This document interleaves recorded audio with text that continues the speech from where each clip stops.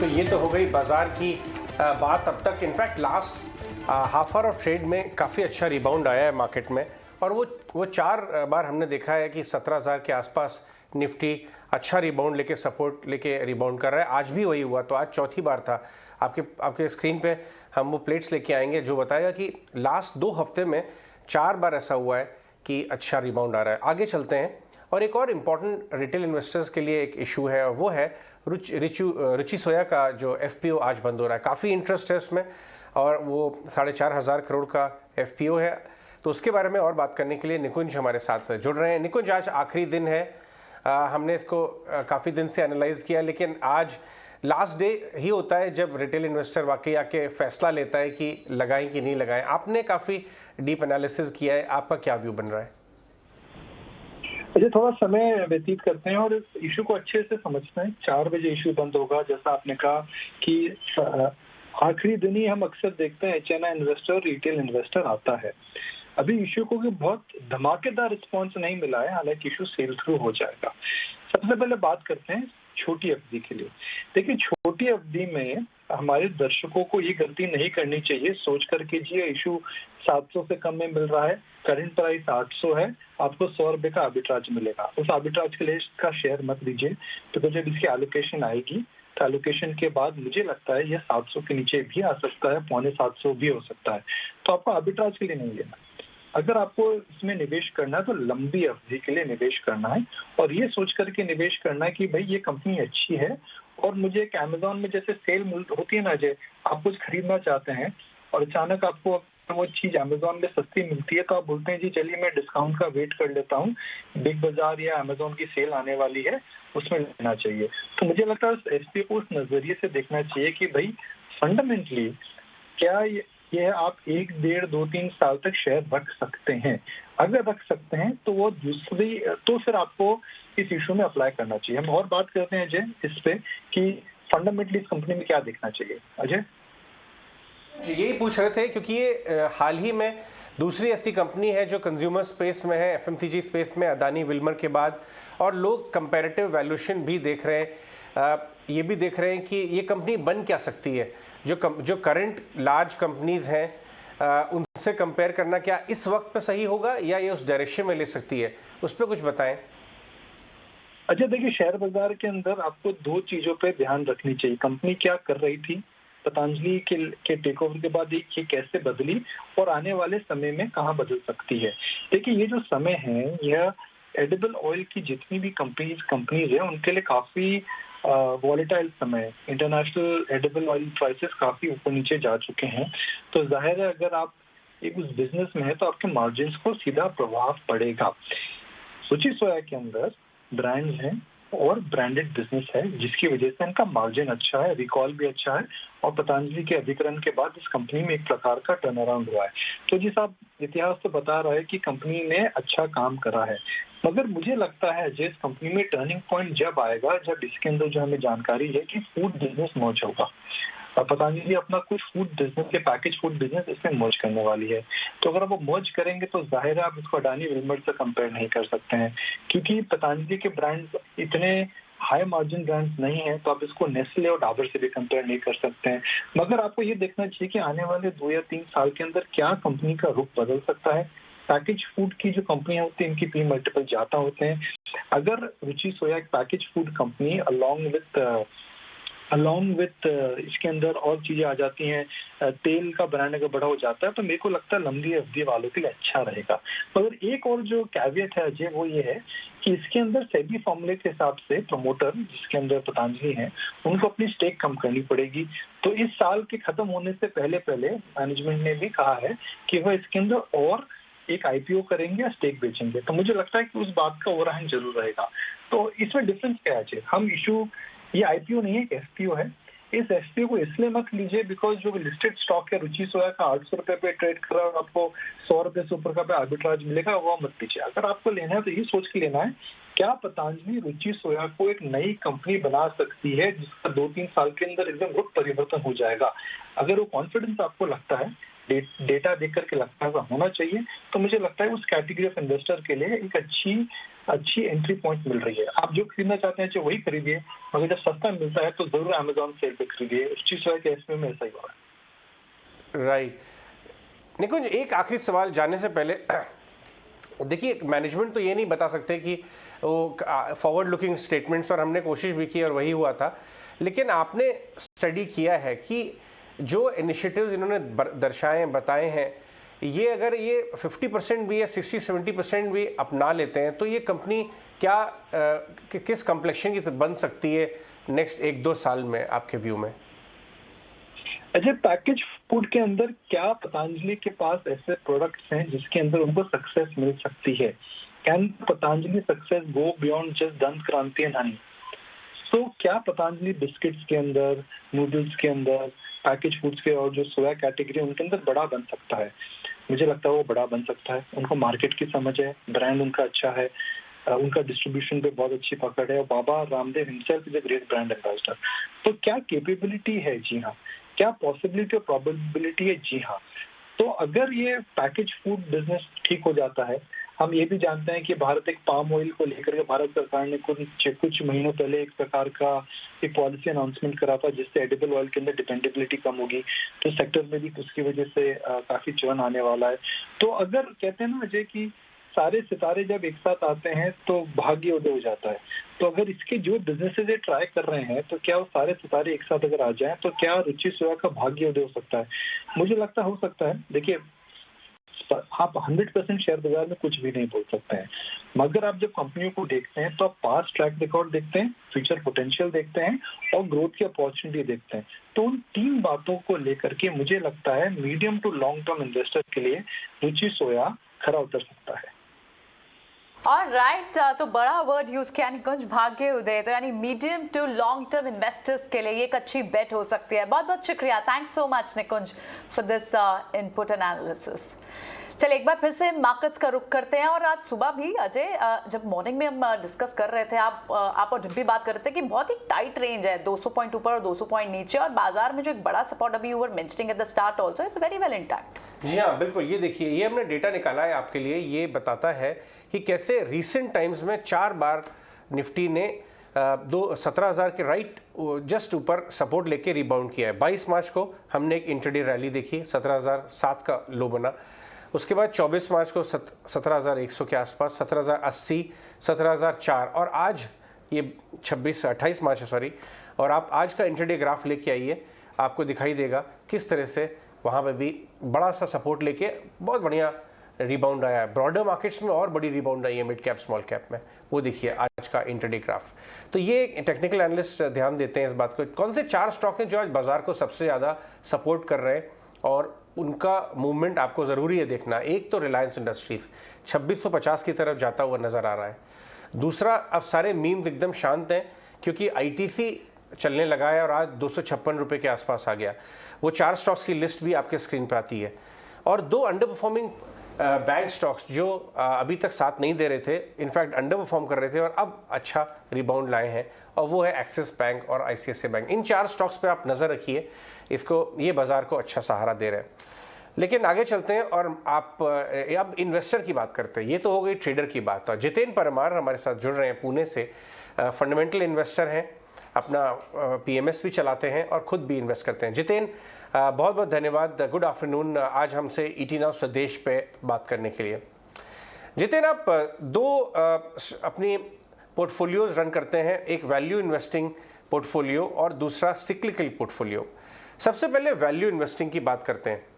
Capital goods और manufacturing space में आपका अच्छी रुचि है उस पर्टिकुलर पोर्टफोलियो से। आप स्टॉक से बात नहीं करेंगे इसलिए हम थीम से बात करते हैं। कितना कन्विंस्ड हैं आप कि कैपिटल गुड्स, इंजीनियरिंग, ये सारे स्टॉक्स पे आपको बेट करना चाहिए, नेक्स्ट 1-2 साल में अच्छे रिटर्न्स मिलेंगे? हाँ, तो ये हम लोगों ने एक्चुअली लास्ट ईयर इनमें बेट्स ली थी। एक डिस्क्लोजर ये है कि स्टॉक्स काफी रन हो चुके हैं, बट हमें लगता है कि कैपिटल गुड्स की साइकिल तो अभी शुरू हुई है। तो साइकिल बहुत 7-8 सालों की डाउन साइकिल के बाद अब उसमें ग्रीन शूट्स लास्ट ईयर उनको दिखना शुरू हुए थे और अभी नंबर्स भी आ रहे हैं। यस, शॉर्ट टर्म प्रेशर थोड़ा रहेगा रॉ मटेरियल्स की वजह से मार्जिन्स पे, बट अगर हम 2-3 साल का नजरिया रखें तो ये सेक्टर में बहुत बढ़िया करने का, because Indian manufacturing is really picking up and schemes like PLI ये बिल्कुल बड़ा फिलिप है इसके लिए और बड़ा टेलविंड है। तो इंडियन मैन्युफैक्चरिंग अगर अच्छा करेगी तो कैपिटल गुड स्टॉक्स अच्छा करेगी।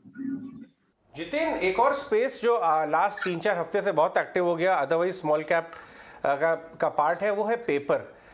और ये बहुत अनयूजुअल छोटा स्पेस है, आपने काफ़ी अर्ली बेट किया इसके ऊपर। अब आप होल्ड कर रहे हैं अपने पेपर स्टॉक्स या आप बुक आउट कर रहे हैं, और आपको ये किस तरह का लगता है, यहाँ से भी इसके अंदर वैल्यूएशन अपसाइड है? हाँ, ये आप सही बोल रहे हैं। हम लोगों ने इसमें लास्ट ईयर ही बेट ले लिया था, बिल्कुल हमारे स्टॉक्स ऑलरेडी मल्टीबैगर हो चुके हैं और हमें अभी भी लगता है कि अभी भी यहाँ से अच्छा करेंगे, बिकॉज एक स्ट्रक्चरल शिफ्ट भी है पेपर की तरफ। हमें दिख रहा है कि पेपर का यूसेज बढ़ने का चांसेस ज्यादा है। अभी करंटली तो भाव बहुत बढ़ गए हैं पेपर स्टॉक्स के भी और पेपर प्राइसेस भी। ये हमको लगता है कि Q1 में भी पेपर के प्राइस ठीक रहेगी, उसके बाद एक मॉडरेशन आ सकता है। बट स्ट्रक्चरली ये सेक्टर कुछ सालों के लिए अच्छा करेगा। तो हम लोग अभी एज ऑफ नाउ तो इन्वेस्टेड रहेंगे, बट अगेन यही है कि अगर प्राइस बहुत बढ़ जाएगी तो हम बिल्कुल पुनर्विचार कर सकते हैं। हमें हर टाइम पे रिस्क रिवॉर्ड रेशियो हम इवेल्युएट करते हैं और उसी के बेसिस पे हम लोग आगे बढ़ते हैं। अगर हमें लगता है कि रिस्क रिवॉर्ड ठीक नहीं है और कहीं दूसरे सेक्टर में जहाँ पे रिस्क रिवॉर्ड बेटर है तो हम बिल्कुल स्विच कर सकते हैं। ये हमारी स्टाइल है और स्ट्रेटेजी रहती है। हर क्वार्टर पे हम लोग इवेल्युएट करते हैं risk reward ratio. Jitin, good afternoon, Mansi this side. जहां हम स्पेसेस की पर्टिकुलरली बात कर रहे हैं, स्टील सेक्टर पर आपका आउटलुक हम जानना चाहेंगे, क्योंकि लगातार हम देख रहे हैं रिपोर्ट्स भी आती हुई स्टील स्पेस को लेकर, और साथ ही ऑफ कोर्स ग्लोबल इम्पैक्ट का भी असर है। ऑफ कोर्स कोकिंग कोल को लेकर जो स्थिति है, भारत एक ऑल्टरनेटिव ढूंढ रही है, क्योंकि रशिया यूक्रेन टेंशंस के चलते रशिया से इम्पोर्ट एक कंसर्न होता जा रहा है। अब ऐसे में स्टील स्पेस को आप कैसे देख रहे हैं? स्टील में पर्सनल फंड पे हम लोग अर्ली थे हम लोग, बट हम लोग बुक आउट कर चुके हैं बिकॉज हमें रिस्क रिवॉर्ड इतना फेवरेबल नहीं लगा कंपेयर टू नॉन फेरस। तो हम लोग एल्यूमिनियम स्टॉक्स में इन्वेस्टेड है। वो स्पेस हमें थोड़ा बेटर लग रहा था फ्रॉम रिस्क रिवॉर्ड और लॉन्गेटिविटी के हिसाब से। हमें थोड़ी हमारा व्यू थोड़ा लंबा एल्यूमिनियम स्टॉक्स पे था। कॉपर भी हमें अच्छा लगता था, पर कॉपर में हमें कोई खास अच्छा बेट इंडियन स्टॉक्स में मिला नहीं, तो हम लोगों ने नहीं किया। स्टील में हम लोग ऑलरेडी प्ले कर चुके हैं। मेरे हिसाब से स्टील अभी भी ठीक ठाक कर सकता है, बट ये आगे मिड साइकिल में है। मेजर अप साइकिल तो पहले जो बड़ा पैसा बनना है वो पहले बन चुका था, ऐसा हमारा मानना है। बट एक अच्छा हुआ है काफी कि बैलेंस शीट काफी कंपनीज की डिलीवरेज हो चुकी है। सो यहाँ से मार्केट परफॉर्म कर लेंगे बिल्कुल, ऐसा हमें लगता है। Alright, good afternoon Jitin. बिल्कुल, तो यहाँ पर बहुत सारे और स्टॉक्स पे हम जो देख रहे हैं आपके पोर्टफोलियो में, और I am sure early catchers और अर्ली गेनर्स का बेनिफिट जरूर मिला होगा। आपका एक अच्छा खासा सिग्निफिकेंट एक्सपोजर होटल स्टॉक्स में भी है, और होटल ओपन अप थीम तो है which is known and running from last 3-4 months. लेकिन उसके अलावा जिस तरह से इस पूरे स्पेस की री रेटिंग हो रही है, इंडियन होटल्स अब वो QIP लेकर आ रहा है, फंड एक्शन आपको कई सारे स्टॉक्स में दिखाई दे रहा है। अर्ली कैचर्स को तो फायदा मिलेगा ही। ऐसे कोई और इंटरेस्टिंग थीम्स जो आप हमसे शेयर करना चाहे, जिन पर आप रिसर्च कर रहे हो? हाँ, तो जैसे हम लोगों ने बताया था कि ये हम लोगों ने लास्ट ईयर बिल्कुल कोविड की सेकेंड वेव में हम लोगों ने रिकमेंडेशन दिए थे होटल स्टॉक्स पे। वैल्यूएशन बहुत ही बढ़िया थे, सिग्निफिकेंट डिस्काउंट पे, लॉन्ग टर्म एवरेजेस पे, और basically price to extension type के वैल्यूएशन थे हमको। तो हम लोगों ने इस पे बैठ ली थी। Understanding the sector is very important, इसलिए हमें लगा कि ये प्राइसेस में lot of unorganised player will close, और जब टर्न अराउंड आएगा तो the listed players will do well, and बिल्कुल वही प्ले आउट हो रहा है। अभी हमको एक सेक्टर जो अच्छा लग रहा है, जहां हमें लगता है कि ठीक कर सकता है, कॉन्ट्रा बेट जो बोल सकते हैं, वो है सीमेंट सेक्टर। अभी नियर टर्म लास्ट क्वार्टर से प्रेशर है, आई थिंक करंटली भी थोड़ी प्रेशर रहेगी, बट ये सेक्टर अगर हम ये बिलीव करते हैं कि भारत में इंफ्रा को फिलिप मिलना है, इंफ्रा पे बड़ी ग्रोथ हमको अगर दिखती है, हाउसिंग पे अगर हम पॉजिटिव है, तो सीमेंट सेक्टर में वैल्यूएशंस, हमारा पूरा फोकस वैल्यूएशंस पे होता है बिल्कुल। तो वैल्यूएशन बढ़िया है अभी, रिप्लेसमेंट कॉस्ट पे के 30% 40% पे बहुत सारे स्टॉक्स अवेलेबल है रिसेंटली रन कंपनीज। तो ये सेक्टर हमें लगता है कि 2-3 साल की अवधि रखेंगे तो बिल्कुल एक अच्छा सेक्टर दिखता है हमें। जितेन, मैं देख रहा हूं कि एक बॉम्बे, एक pan India real estate name आपके पोर्टफोलियो में है और एक आपके पास south based real estate name है जिसको आईटी वेजेस के आगे बढ़ने का काफ़ी फ़ायदा मिलता होगा। ये आईबी, ये जो रियल एस्टेट कंपनी है, इसमें भी एक बड़ा चेंज ऑफ ओनरशिप हुआ, एक स्पेशल सिचुएशन है। रियल एस्टेट में एक दौर आया था जब बहुत चला वो और लोगों को बहुत पसंद था, उसके बाद थोड़ा ये साइडवेज हो गया, बट आपको लगता है स्ट्रक्चरल स्टोरीज है या वैल्यू है इसमें इतनी कि इवेंचुअली रियलाइज हो जाएगी? हाँ, सो एक डिस्क्लेमर दे दूं कि I myself have a real estate company. हमारी कंपनी है बिल्कुल, जहाँ हम लोग एक लगभग 14-15 साल से रियल एस्टेट कंपनी हम चला रहे हैं। हम लोगों ने काफी प्रोजेक्ट भी किए हैं, तो ये सेक्टर का थोड़ी हमें अंडरस्टैंडिंग है because of being in the sector. और हमें बहुत क्लैरिटी है इसमें कि जो बड़े प्लेयर्स हैं वो मार्केट शेयर देते जाएंगे just because of the economics. आज की तारीख में पहले जैसा जो 2002 से 2012 का डिकेड जो था, वैसा ग्रोथ इन प्राइसेस हमको दिखने को नहीं मिलेगा। अभी ग्रोथ इन प्राइसेस दिखेगा तो सिर्फ इनपुट ड्रिवन कॉस्ट एस्केलेशन जो है वो पास ऑन ज्यादा में ज्यादा कर पाएंगे, ऐसा हमें लगता है।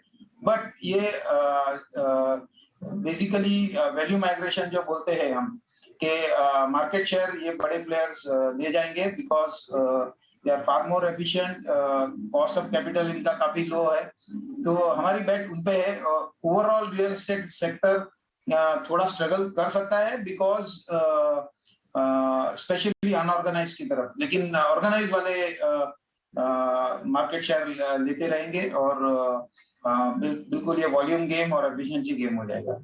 सो हम उस नजरिए से हम अच्छे डेवलपर्स पे बेट कर रहे हैं।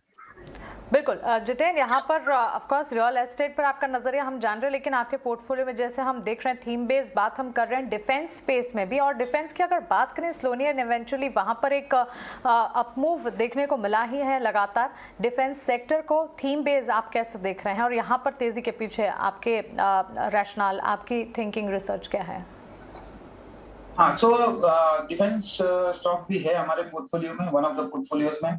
जहाँ पे रूम थी हमको इंट्रोड्यूस करना था, हमने इंट्रोड्यूस रिसेंटली ही किया था। हमें लगता है कि कई सालों के अमृत मंथन के बाद अब अमृत निकलने वाला है डिफेंस में, because I think the government is serious. काफी टाइम लगा, लेकिन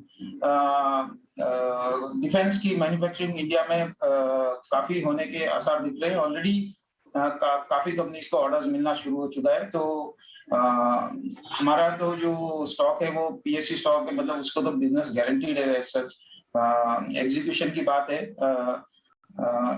I think they have huge order books. ये स्टॉक्स ठीक ही करेंगे और हम एज अ थीम इसको तो काफी टाइम के लिए रख सकते हैं ऐसे टाइप का स्टॉक से। जितेन, हम देख रहे हैं कुछ दिनों से हॉस्पिटैलिटी और लीजर स्टॉक्स में काफ़ी अच्छा मतलब मूव आया है। उम्मीद ये कर रहे हैं कि वॉल्यूम्स और प्राइसिंग दोनों इंप्रूव होगी। कई प्लेयर्स ने डाउन टाइम में एक्चुअली रूम्स ऐड किए, और हम ये बात जान भी रहे हैं अपने पर्सनल एक्सपीरियंस से और सारे फ्रेंड्स से कि भाई कहीं भी जा रहे हैं तो रूम्स नहीं मिल रहे और रिजॉर्ट्स भी पूरे तरह बुकड हैं। आपके पास भी कुछ travel and tourism related entertainment stocks हैं, आपके पास होटल स्टॉक्स हैं, इन दोनों पे आपका क्या व्यू है? और एक तो कसिनो स्टॉक भी है। हाँ, सो अगेन प्ले उसी पे था बेसिकली। हम लोगों ने ये अनलॉक थीम के हिसाब से ही ये स्टॉक भी लिया था। इनका होटल्स का बिजनेस भी है मेजर, और इनका ऑनलाइन गेमिंग का भी अच्छा बिजनेस है ये कंपनी का। तो हमें लगता है कि खैर कसिनो के में अभी तो इश्यूज है कुछ ना कुछ। लैंड बेस्ड उनको अभी तक परमिशन मिला नहीं है, हमें पता नहीं वो कहाँ कब मिलेगा। वो सब मिलेगा तो हमारे लिए बोनस है, बट हम लोगों ने प्योर वैल्यूएशन के हिसाब से हमने ये लिया था स्टॉक। और होटल्स आप सही कह रहे हैं बिल्कुल, नंबर ऑफ कंपनीज की जिनसे बात कर रहे हैं और आप भी इंटरव्यू कर रहे होंगे तो आप समझ रहे होंगे कि प्री कोविड लेवल पे आ चुके हैं बहुत सारे, और प्राइसिंग में तो प्री कोविड लेवल से भी ऊपर जा चुके हैं। सो एक कंपनी हम जो ट्रैक कर रहे हैं बिल्कुल वो बता रही थी कि next year can be a golden year. तो हमें लगता है कि बहुत बढ़िया रिजल्ट्स एक्सपेक्टेड है इस सेक्टर से। जितेन, हमने देखा है कि लास्ट वॉर के दौरान और लास्ट कुछ दिनों में एग्री कमोडिटीज़ पे और फूड आइटम्स में बहुत ज़बरदस्त इन्फ्लेशन आया। इनफैक्ट ओवरनाइट मिस्टर बाइडेन का कमेंट्री एक तरह से ऑलमोस्ट यूएस सिटीजन्स को वार्न करते हुए थी कि फूड प्राइसेस और अवेलेबिलिटी दोनों प्रेशर पर रहेंगे, तो थोड़ा ध्यान रखने की ज़रूरत है। आप भी प्रोसेस्ड चावल की कंपनीज को जो है आप प्ले कर रहे हैं अपने पोर्टफोलियो में, ये सिक्लिकल है या ये स्ट्रक्चरली बन सकती है, कुछ टाइम रह सकती है? नहीं, सिक्लिकल है। हम लोगों ने जब लिया था तभी बिल्कुल सिचुएशन इतनी अच्छी नहीं थी। हम लोग बिल्कुल कॉन्ट्रा प्ले करते हैं बहुत बार। इस केस में ये था कि हमें बोलते कि डाउन साइकिल से अप साइकिल में टर्न होने की सिचुएशन पे हमने ली थी। तो अभी भी हमें लगता है कि यहाँ पे अभी तो बेहतर दिन आने बाकी है। वैल्यूएशन अभी भी बहुत ही फेवरेबल है इन कंपनीज के। तो हम लोग तो बिल्कुल बने रहने का विचार है अभी हमारा, स्पेशली इस प्राइस पे तो हम बिल्कुल नहीं बेचेंगे। जितेन, बहुत शुक्रिया आपका हमारे साथ जुड़ने के लिए, इन सेक्टर्स थीम्स पर विस्तार से हमसे बातचीत करने के लिए और बाजार पर आपके एनालिसिस क्या हमारे साथ शेयर करने के लिए। Have a nice day to you. तो चलिए, यहाँ पर हमने फंडामेंटल एक्सपर्ट से बाजार पर उनका नजरिया जाना, लेकिन अब टेक्निकल गेस्ट का स्वागत करते हैं। हमारे साथ हमारे दो टेक्निकल गेस्ट यहाँ पर जुड़ गए हैं। एक्सिस सिक्योरिटी से राजेश पालविया जैन हमारे साथ जुड़ गए और साथ ही कोटक सिक्योरिटी से श्रीकांत चौहान हमारे साथ मौजूद है। राजेश जी, गुड आफ्टरनून, स्वागत है आपका 18 आवर्स स्वदेश पर। बाजार पर आज दिन भर जिस तरह से हमने एक मूवमेंट देखी, वॉलेटाइल सेशन जरूर रहा, लेकिन शानदार अपमूव, बाजार ने अच्छी रिकवरी भी दिखाई। क्या लगता है आखिरी कुछ घंटों में मार्केट्स पर आपका आउटलुक और आपके stock specific recommendation? Good afternoon Mansi ji, good afternoon everyone. So देखिए, जिस तरीके से मार्केट ने वापस 17,000 के आसपास से सपोर्ट लेके बाउंस दिया है, तो ये तो एक लगता है कि मार्केट ये 17,000 का लेवल होल्ड करेगा। और हाँ, हमें लगता है कि एक्सपायरी के चलते ये वीक में जो एक्सपायरी है, मंथली एक्सपायरी, तो इसके चलते हमें लगता है मार्केट एक रेंज बाउंड बिहेवियर जरूर दिखाता हुआ दिखेगा। हायर साइड पे जरूर 17,300 17,400 मेजर हर्डल है। कॉल राइटर्स ने काफ़ी एग्रेसिव कॉल राइटिंग इस रेंज में की हुई है, तो हमें लगता है कि एक्सपायरी के चलते ये मार्केट एक रेंज बाउंड बिहेवियर दिखाएगा। 17,100 से लेके 17,400 ये एक रेंज हमें लगता है कुछ समय के लिए देखने को मिल सकती है। और आइदर साइड ब्रेकआउट ब्रेकडाउन जो होंगे अगर क्लोजिंग बेसिस पे, उसके बेसिस पे यहाँ से further course of action market में आता हुआ दिखेगा। लेकिन ओवरऑल अगर हम देखें तो मार्केट में लोअर साइड पे बाइंग इंटरेस्ट बिल्कुल बना हुआ है। तो सलाह ये रहेगी कि जब भी मार्केट में कोई डिप मिलती है टुवर्ड्स 17,100 17,050 के आसपास, तो ये एक अपॉर्चुनिटी होगी बाय करने के लिए। अभी यहाँ पे हम स्टॉप लॉस जो सजेस्ट कर रहे हैं वो है करीब 17,000 के आसपास का स्टॉप लॉस रखें, और जब तक ये लेवल इंटैक्ट है, इसके नज़दीक जितना मार्केट आता है यहाँ पे बाय करके ही ट्रेड करना चाहिए। सेम बिहेवियर हमने देखा बैंक निफ्टी में भी, लोअर साइड से एक अच्छी बाइंग इंटरेस्ट बना है और हम 35,800 के आसपास ट्रेड कर रहे हैं। हमें लगता है कि बैंक निफ्टी अगर आज के सेशन में 35,800 के ऊपर क्लोज होने में कामयाब होती है, तो फिर यहाँ से एक अपमूव और कंटिन्यू होते हुए दिख सकता है। क्योंकि अगर हम देखें, जब रिकवरी बनी आज मार्केट में लोअर साइड से, तो काफ़ी शॉर्ट जो थे 35,500 35,600 की स्ट्राइक पे, वो अनवाइंड होते हुए दिख रहे। तो हमें लगता है कि यहाँ से अगर आज 35,800 के लेवल को क्रॉस करती बैंक निफ्टी, तो थोड़ा अपमूव एक्सटेंड हो सकता है और यहाँ से 36,200 300 तक की अपसाइड की भी जगह यहाँ पे बनते हुए दिखेगी। स्टॉक स्पेसिफिक जो आज स्टॉक्स के साथ हम जाना चाहेंगे, उसमें पहला स्टॉक तो बैंकिंग सेक्टर से है। उसमें पीएसयू बैंक में बैंक ऑफ बड़ौदा का सेटअप काफ़ी अट्रैक्टिव लग रहा है। जिस तरीके से स्टॉक में एक स्ट्रेंथ बनी हुई है और डेली वीकली सेटअप के हिसाब से स्टॉक में जो ब्रेकआउट हुए हैं, हमें लगता है बैंक ऑफ बड़ौदा को यहाँ पे बाय करना चाहिए। 117 से 120 तक की अपसाइड के टारगेट हमें लगता है इसमें बहुत जल्द देखने को मिल सकते हैं। तो करंट लेवल से 107 के आसपास स्टॉप लॉस रख के बैंक ऑफ बड़ौदा यहाँ पे बाय किया जा सकता है। जो दूसरा सेक्टर हमें यहाँ पे प्रॉमिसिंग लग रहा है वो रियल एस्टेट स्पेस है, और उसमें हमें ओबेरॉय रियल्टी का स्टॉक का का सेटअप काफ़ी प्रॉमिसिंग लग रहा है। जिस तरीके से स्टॉक में लोअर साइड पे बेस बनाने के बाद स्टॉक में नियर टर्म चार्ट पे जो ब्रेकआउट देखने को मिला है, हमें लगता है ओबेरॉय रियल्टी को यहाँ पे बाय करना चाहिए। स्टॉक अपने 50 डे 100 डे मूविंग एवरेज के ऊपर सस्टेन करके ट्रेड करते हुए दिख रहा है, तो इसमें हम एक्सपेक्ट कर रहे हैं टारगेट 968 से लेके 975 तक के ट्रेडिंग टारगेट होंगे। यहाँ पे 925 का स्टॉप लॉस रखना होगा। और जो तीसरा स्टॉक हमें अट्रैक्टिव लग रहा है वो है मेटल स्पेस से, और उसमें हमें एनएमडीसी का स्टॉक यहाँ पे काफ़ी प्रॉमिसिंग लग रहा है। स्टॉक में करेक्शन के बाद जिस तरीके से बेस फॉर्मेशन हुआ और जो रिकवरी अब यहाँ पे वीकली सेटअप के हिसाब से बनते हुए दिख रही है, हमें लगता है एनएमडीसी को यहाँ पे बाय करना चाहिए। जिस तरीके के इसके चार्ट स्ट्रक्चर है, स्टॉक में यहाँ से 168 से 170 तक की अपसाइड आते हुए दिख सकती है, तो 157 के स्टॉप लॉस से एनएमडीसी बाय करने की सलाह रहेगी। राजेश पालव्या जी के पटाखा स्टॉक्स हमारे सामने हैं, 3 स्टॉक रेकमेंडेशन उनकी तरफ से आते हुए। इस बीच कुणाल हमारे साथ जुड़ गए हैं, उनका भी स्वागत करते हैं। Kunal, good afternoon, welcome to ET Now स्वदेश।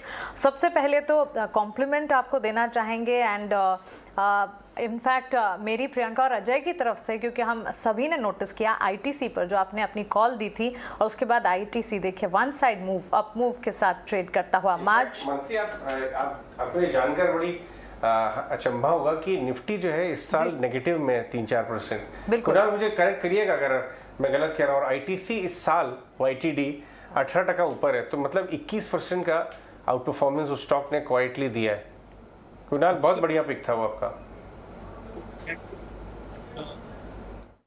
मेरा ऐसा मानना है कि आई थिंक ये जो स्टार्टिंग पॉइंट है काफी सारे सेक्टर्स एंड स्टॉक्स के लिए जो ब्रेकआउट मूव पे आ रहे हैं, और एक अगर हम लास्ट 2 या 3 इयर्स की एक समेशन कर दे, मैं थोड़ा लॉन्ग टर्म बोल रहा हूँ, बट अगर हम लास्ट 2-3 इयर्स की समेशन कर दे तो हम देख रहे हैं कि मार्केट एक स्टेज में मूव कर रहा है। पहले आईटी स्टॉक्स, आईटी सेक्टर ने परफॉर्म किया, मेटल्स ने बेटन को कैरी किया है। आज जब हम देख रहे हैं this year, start of this year, काफी अंडर परफॉर्मिंग स्टॉक्स जो ब्रेकआउट लेवल्स पे आ रहे हैं और ब्रेकआउट कॉन्फिडेंट दे रहे हैं। एल&टी फाइनेंस जैसे था, आईटीसी है। अब मेरा ऐसा मानना है कि शायद काफी सारे जो पीएसयू स्टॉक्स है जो बहुत सालों से लगार्ड्स प्ले कर रहे थे, शायद उनमें एक न्यू वेव आ सकती है बाइंग की।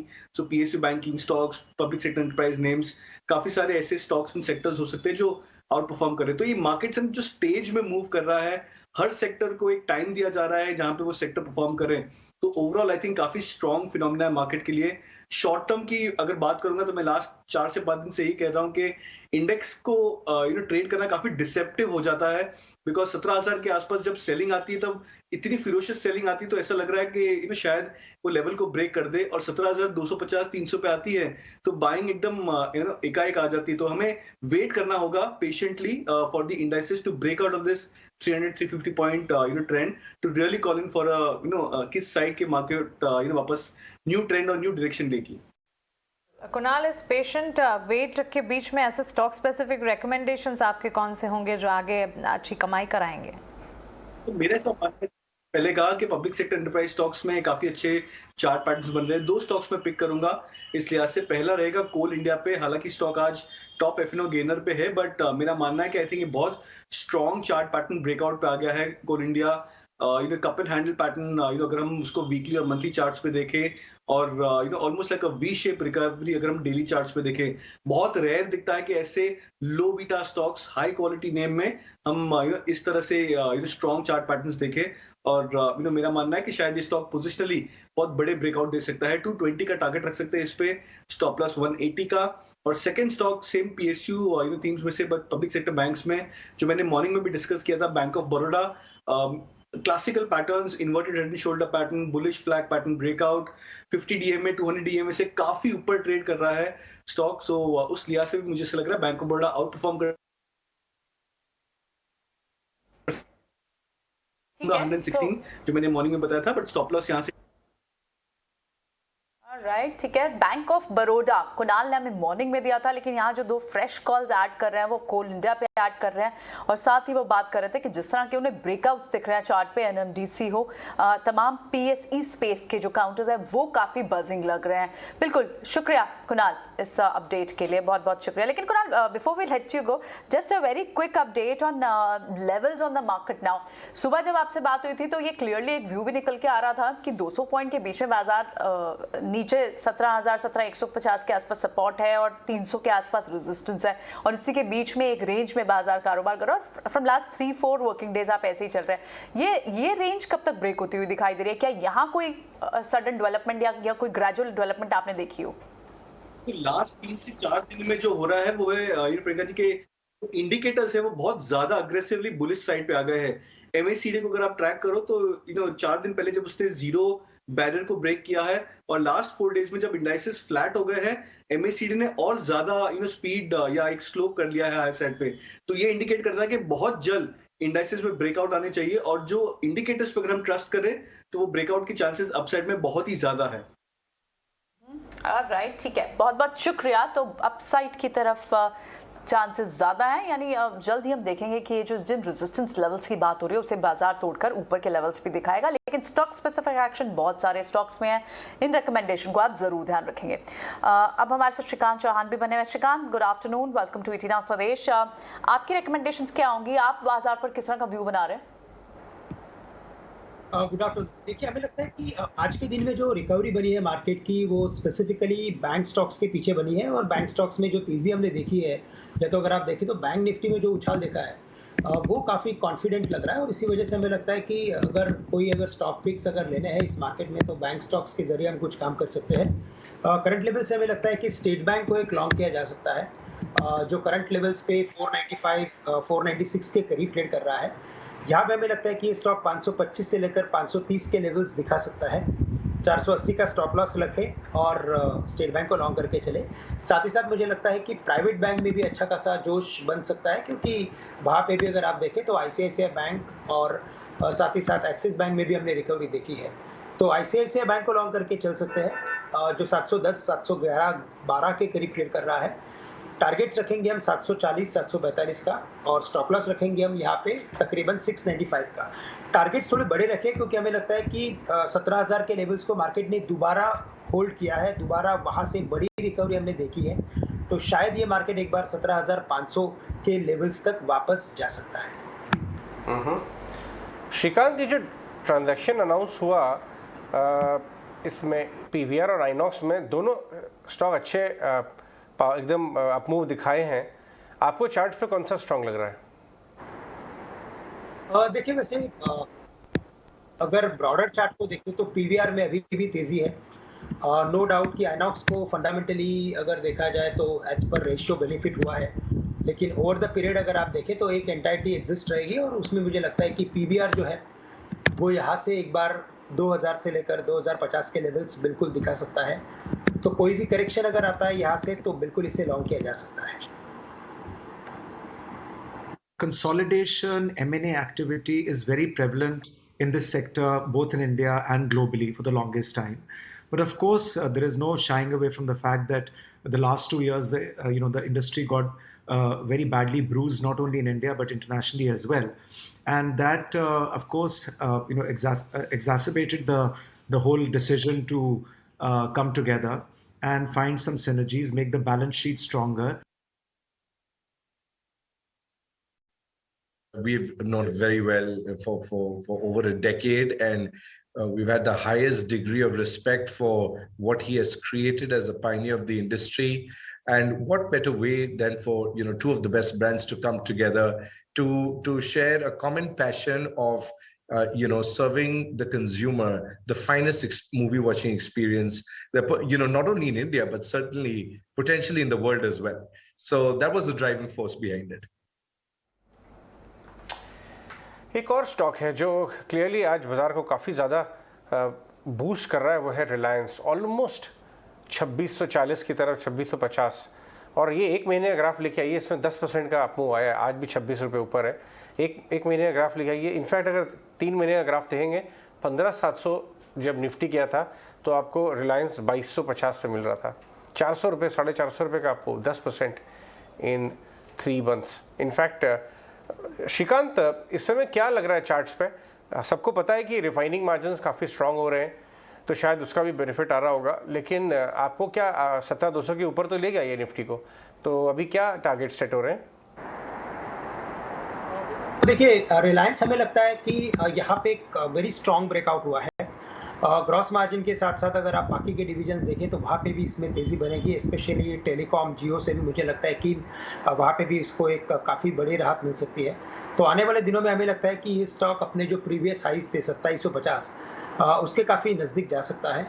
वेरी शॉर्ट टर्म में मुझे लगता है कि 2622 या 25 के करीब जो भी ट्रेड कर रहा है रिलायंस, वो एक बार 2670 से लेकर 75 के लेवल्स दिखा सकता है। तो वेरी शॉर्ट टर्म में एक 50 से 55 रुपए का टारगेट हम पकड़ के चल सकते हैं। उसके लिए हमें स्टॉप लॉस रखना पड़ेगा कम से कम 15 रुपए का, और ओवर द पीरियड अगर आप देखें तो हमें लगता है कि ये 2750 के अपने प्रीवियस हाई को ये क्रॉस करते हुए नजर बिल्कुल आएगा। ओके, रिलायंस हम देख रहे हैं सबसे ज़्यादा सपोर्ट यहाँ पर मिलते हुए और बाजार की तेज़ी या फिर रिकवरी के पीछे एक बड़ा हाथ भी स्टॉक का साबित होता हुआ। राजेश जी, टाटा एलेक्सी के साथ क्या हो रहा है? एक महीने में करीब 50% तक के रिटर्न से स्टॉक दिखा चुका है। आज ही के सत्र की अगर बात करें करीब 8.8% की बढ़त के साथ 9129 के लेवल्स पर, क्या राय होगी यहाँ पर? स्ट्रॉन्ग चार्ट स्ट्रक्चर बना हुआ और across all time frame stock एक बुलिश टेरिटरी में ट्रेड कर रहा है। अगर हम इसमें वीकली सेटअप देखें तो series of higher top higher bottom formation इसमें बनते हुए दिख रहे, और जिस तरीके से इसमें बाइंग इंटरेस्ट हायर बैंड पे भी बनते हुए दिख रहा है, हमें लगता है स्टॉक में ये मोमेंटम और भी कंटिन्यू होते हुए दिख सकता है। ये फिफ्थ कंसेक्यूटिव वीक है जहाँ पे हायर हाई फॉर्मेशन बनते हुए दिख रहे हैं, तो हमें लगता है काफ़ी सस्टेन्ड बाइंग ये स्टॉक में बनते हुए दिख रही है। तो 9250 से 9300 तक के इमीडिएट टारगेट हमें लगता है टाटा एलेक्सी में आते हुए दिख सकते हैं, इसी अप ट्रेंड में कंटिन्यूटी में। तो जिनके पास भी पोजीशन है या करंट लेवल पे बाय कर रहे हैं तो यहाँ पे स्टॉप लॉस रखे करीब 9040 के आसपास, और पोजीशन को कैरी किया जा सकता है 9300 9350 तक के अपसाइड के टारगेट के लिए। ओके, तो क्लियरली पोजीशंस अगर हैं एग्जिस्टिंग पोजीशंस को कैरी करने की राय, अच्छी बढ़त के बीच ट्रेड और आगे भी तेजी के पूरे अनुमान नजर आ रहे हैं। श्रीकांत, दो स्पेसेस हैं जो कि इस घंटे परफॉर्म नहीं कर रहे हैं, एक है आईटी और एक है pharma. My question is on pharma, क्योंकि आज सुबह ही एक खबर आती हुई देखने को मिली है 1 अप्रैल से जो एसेंशियल मेडिसिन हैं उसके प्राइजेस में करीब 10% का अपटिक आ सकता है। फिलहाल इंडेक्स जो है, सेक्टर जो है, उसमें मूवमेंट इतनी ज़्यादा दमदार नहीं है। न्यूज़ बेस्ड इम्पैक्ट के चलते एक बार कॉल ली जा सकती है, लेकिन टेक्निकली फार्मा स्पेस में कोई पर्टिकुलर स्टॉक्स जिसको आप पिक करना चाहते हैं? बिल्कुल, तो देखिए फार्मा में हमें लगता है कि काफ़ी सिलेक्टिव अप्रोच रहेगा यहाँ पे।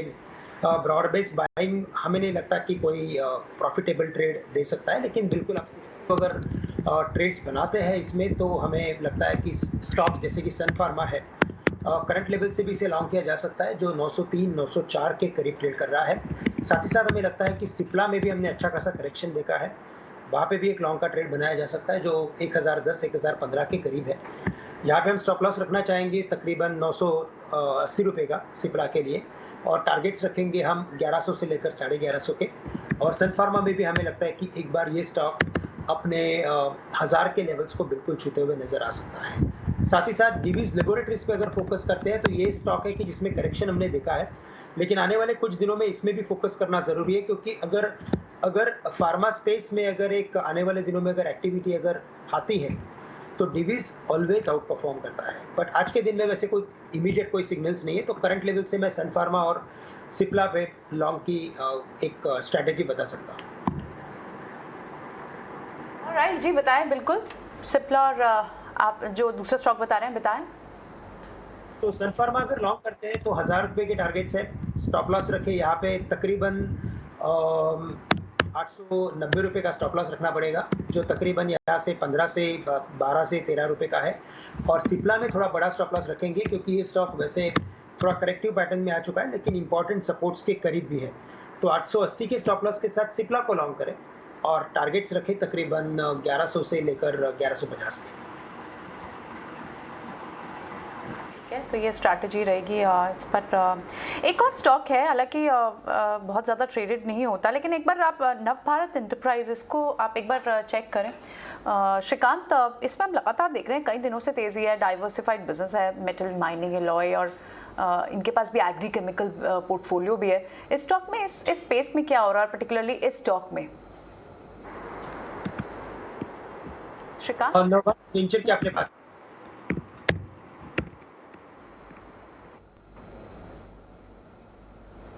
यस श्रीकांत, इस पर आप टेक चेक दें एक बार।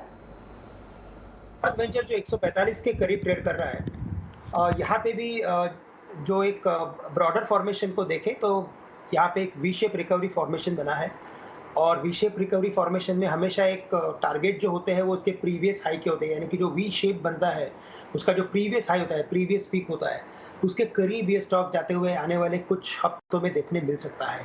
रिकवरी थोड़ी ग्रेजुअल हो सकती है, लेकिन बिल्कुल यहाँ से ये स्टॉक एक बार वापस 180 के लेवल्स दिखा सकता है। तो पोजिशनल बेसिस पे इसे लॉन्ग किया जा सकता है 145 के करीब। 130 रुपए का स्टॉप लॉस रखें और 180 से लेकर 190 के टारगेट्स हम आने वाले कुछ हफ्तों में देख सकते हैं। राजेश, दो स्टॉक की बात करते हैं। एक है लेमन ट्री। लास्ट वीक में हमें मालूम है कि ज़बरदस्त फंड बाइंग चल रही थी, फिर HNIs भी ज्वाइन किए। आज भी 13%, 50 रुपये से हम लोग उसको बात कर रहे हैं एक हफ्ते के अंदर। हफ्ता 10 दिन का ग्राफ लेके आइए, काफ़ी अच्छे वॉल्यूम्स के साथ चल रहा है ये। और दूसरा सनटेक रियल्टी, अभी बात कर रहे थे, उनके पोर्टफोलियो का भी पार्ट था ये जितेन के पोर्टफोलियो का। सनटेक अभी अभी आज का ग्राफ दिखाइए, सडनली 10-11% ऊपर हो गया है। ये देखिए, ये दोनों चार्ट जरा चेक करके बताइए राजेश हमारे लिए। तो अजय जी देखिए, काफ़ी स्ट्रॉन्ग सेटअप बना है लेमन ट्री का। तो अगर हम सेटअप की बात करें तो जिस तरीके से स्टॉक में ब्रेकआउट देखने को मिले डेली वीकली सेटअप के हिसाब से, हमें लगता है ये मोमेंटम यहाँ से और एक्सटेंड होते हुए दिख सकता है। और यहाँ पे हमें लग रहा है इमीडिएट टारगेट जो आना चाहिए सेटअप के हिसाब से वो आना चाहिए, करीब 80 रुपये तक की अपसाइड लेमन ट्री में कंटिन्यू होते हुए दिख सकती है। तो लेमन ट्री पे बिल्कुल बाय किया जा सकता है। कोई अगर वॉलेटिलिटी में डिप्स भी मिलती है तो इसको ऐड कर सकते हैं। 63 के आसपास स्टॉप लॉस रखे और अपसाइड के टारगेट 75 और 80, ये दो टारगेट के लिए लेमन ट्री शॉर्ट टर्म के हिसाब से बाय किया जा सकता है। सनटेक में काफ़ी बड़ा करेक्शन हमने पिछले कुछ दिनों में देखा। स्टॉक ने जिस जगह से आज बाउंस दिया है वो ऑलमोस्ट, अगर हम देखें डेली सेटअप के हिसाब से, तो double bottom formation sort of एक यहाँ पे इंडिकेशन बनते हुए दिख रहे। स्टॉक में ऑलरेडी जो एक बॉटम प्लेस्ड हुआ था वो करीब Feb 22 में हुआ था और उसके बाद स्टॉक ने वापस वो लेवल रिटेस्ट करके आज जो बाउंस दिया है, हमें लगता है अगर आज के सेशन में ये स्टॉक अगर 465 470 के लेवल को क्रॉस करेगा तो ये कंफर्मेशन आते हुए दिखेंगे डबल बॉटम के, और स्टॉक में अपसाइड और कंटिन्यू होते हुए दिख सकती है। तो रियल एस्टेट स्पेस में बाइंग इंटरेस्ट बिल्कुल बना हुआ है और ये सेक्टर में देखें तो जिस तरीके से बाइंग सभी स्टॉक्स में देखने को मिल रही है, हमें लगता है सनटेक भी यहाँ से एक risk to reward point of view से एक अट्रैक्टिव प्राइस पॉइंट पे अवेलेबल है। तो बाय किया जा सकता है। 440 के स्टॉप लॉस से बाय करने की सलाह रहेगी। पहला इमीडिएट टारगेट होगा 475 का। अगर ये ब्रेकआउट हो जाता है तो हमें लगता है नेक्स्ट टारगेट जो इसका बनेगा वो करीब 525 तक की अपसाइड के टारगेट भी इसमें आते हुए दिख सकते हैं। राइट, ये तो हो गया सनटेक और लेमन ट्री। इसके अलावा गुजरात अल्कली, श्रीकांत, गुजरात अल्कली में क्या हो रहा है? आज भी 12-13% ऊपर है। कल भी वॉल्यूम के साथ, फ्राइडे के सेशन में भी वॉल्यूम के साथ अच्छा अपमूव दिख रहा था। यहाँ पे क्या लेवल्स वॉच आउट कर सकते हैं? देखिए, वैसे गुजरात अल्कली में अजय जी यहाँ पे जो फॉर्मेशन बना है वो तो काफ़ी स्ट्रॉन्ग फॉर्मेशन है, लेकिन चूंकि स्टॉक काफ़ी चल चुका है और ये 600 रुपये के करीब था। इनफैक्ट हमने काफ़ी अच्छी तेज़ी GSFC, GNFC, गुजरात अल्कली और काफ़ी सारे ऐसे स्टॉक्स में देखी है। तो हमें लगता है कि ये स्टॉक शॉर्ट टर्म में काफ़ी चल चुका है और इसके अगर आप देखेंगे तो जो 2018 के जो हाईएस्ट लेवल्स थे वो तकरीबन थे 930-935 के करीब के थे। आज के दिन में भी एक बार ये 910 के करीब आ चुका है। तो थोड़ा इस लेवल पे ये वक्त निकाल सकता है, लेकिन जैसे इसने रिकवरी बनाई है, जैसे वॉल्यूम्स बने हैं और जो हम पास्ट डिलीवरी वॉल्यूम्स के बेसिस पे हम एक कुछ व्यू बनाते हैं, हमें लगता है कि ये स्टॉक आने वाले दिनों में एक बार 1000 या 1050 के लेवल्स बिल्कुल दिखा सकता है। तो कोई भी करेक्शन अगर आता है तो बिल्कुल इसे लॉन्ग किया जा सकता है, लेकिन करंट लेवल से हमें लगता है कि बिल्कुल इसे अवॉइड करें। Okay, well observe, well picked. Gujarat alkali अच्छी रिकवरी स्टॉक में दिखाई और आने वाले दिनों में 1050 तक के भी टारगेट्स यहाँ पर देखे जा सकते हैं। Rajesh ji, Grasim industries nearing day high हम देख रहे हैं 1611 के लेवल्स पर एक अप मूव के साथ ट्रेड कर रहा है। एक तो ये, और दूसरा अदानी विलमार, यहाँ पर भी अच्छी तेजी के बीच पिछले हफ्ते से हम कामकाज देख रहे हैं। दोनों स्टॉक्स टेक्निकली आपको कैसे नजर आ रहे हैं? तो मानसी जी देखिए, ग्रासिम तो हमें यहाँ पे काफ़ी अट्रैक्टिव लग रहा है। पिछले 5-6 सेशन से देखें तो एक नैरो रेंज में कंसोलिडेट करते हुए दिख रहा है, लेकिन आज की बाइंग एक्शन जो बनी है इसमें हमें लगता है ये स्टॉक अब यहाँ से नियर टर्म चार्ट पे बहुत जल्द ब्रेकआउट करते हुए दिखेगा। 1620 के लेवल पे हम यहाँ पे वॉच किए हुए हैं। अगर वो लेवल आज या अगले एक ट्रेडिंग सेशन में क्रॉस होता है तो यहाँ पे एक नियर टर्म चार्ट पे ब्रेकआउट होगा और स्टॉक के अपसाइड के टारगेट फिर 1650 से 1670 तक भी आते हुए दिख सकते हैं। तो एक करेक्शन के बाद स्टॉक ने एक बेस फॉर्मेशन किया है, नियर टर्म चार्ट पे कंसोलिडेशन का ब्रेकआउट होते हुए दिख रहा है, तो बाय करने की बिल्कुल सलाह रहेगी। यहाँ पे 1580 का स्टॉप लॉस रख के 1650 1670 के टारगेट के लिए ग्रासिम इंडस्ट्री को बिल्कुल ग्रासिम को बाय किया जा सकता है। अदानी विल्मर में भी देखें तो काफ़ी अच्छा बाइंग इंटरेस्ट बना हुआ है। जिस तरीके से स्टॉक में पिछले दिनों में हमने देखा कि एक तेजी बनी थी 400 के लेवल को जब से स्टॉक ने क्रॉस किया है, प्रीवियस हाई को जब से क्रॉस सरपास किया है, वहां से एग्रेसिव बाइंग यहाँ पे बनते हुए दिख रही है। और जिस तरीके से अब 455 के आसपास स्टॉक ट्रेड कर रहा है तो हमें लगता है कि जो मोमेंटम यहाँ पे बना है ये यहाँ से कंटिन्यू होते हुए 485 490 की तरफ भी ये स्टॉक को लेके जा सकता है। तो जिनके पास भी पोजीशन है बने रहे, करंट लेवल पे भी बाय किया जा सकता है। अगर कोई डिप मिलती टुवर्ड्स 450 वो बाइंग लेवल होगा। 440 का स्टॉप लॉस सजेस्ट करेंगे हम यहाँ से 485 490 के अपसाइड के टारगेट के लिए। आपको मिलती हुई दोनों ही स्टॉक्स पर। इस बीच एसबीआई के साथ को लेंडिंग करार पर केप्री ग्लोबल कैपिटल के मैनेजिंग डायरेक्टर राजेश शर्मा ने कहा, करार के तहत कम ब्याज दरों पर सस्ते घरों के लिए लोन दे पाएंगे। इससे कंपनी को फंड जुटाने को लेकर अब दिक्कतें आगे नहीं बढ़ेंगी। एसबीआई के साथ जो हमने को लेंडिंग का टाइप किया है उसमें हर लोन में एसबीआई की भागीदारी 80% होगी और इससे एक ये फायदा होगा कि हम उन कस्टमर्स को जिनको कम रेट पे हम लोन दे पाएंगे। और ये हमारा जो सेगमेंट है वो अफोर्डेबल हाउसिंग सेगमेंट है, जहाँ पे कस्टमर के पास में एडुकेट इनकम प्रूफ नहीं होता, छोटा घर चाहिए होता है। उस सेगमेंट को बैंकिंग फॉर्मल सिस्टम में कैटर नहीं कर पाता है, चाहे वो एक शोरूम में काम करने वाला एक कैश सैलरीड एम्प्लॉय हो या एक छोटे रेस्टोरेंट पे काम करने वाला एक छोटा रेस्टोरेंट चलाने वाला हो या कोई ड्राइवर जैसा आदमी का सेगमेंट हो या कोई सैलून में काम करने वाले लोग हो, जिनको बैंक से लोन नहीं मिल पाता है क्योंकि उनके पास में एडुकेट इनकम प्रूफ नहीं होता है और छोटे घर चाहिए। तो ये पूरा का पूरा सेगमेंट अफोर्डेबल हाउसिंग सेगमेंट में कवर होता है। हमारा जो टाई अप है इसमें एसबीआई के लो कॉस्ट फंड की हमें एक्सेस मिलेगी और हमारी कलेक्शन इफिशियंसी और रीच उन कस्टमर सेगमेंट को है जिनको बड़े बैंक नहीं पहुंच पाते हैं। तो ये पार्टनरशिप में बैंक को उन कस्टमर्स को कैटर करने का एक मौका मिलेगा और एनबीएफसी को एक्सेस ऑफ फंड मिलेगा, जिसके लिए हमें बैलेंस शीट पे बोरो करने की जरूरत नहीं रहेगी। बैंक का फंड हमें इस 80% मिल जाएगा पोर्टफोलियो बनाने के लिए और प्रॉफिटेबिलिटी इससे हमारी रिटर्न ऑन इक्विटी बढ़ेगी और हम और एक्सपांशन कर पाएंगे।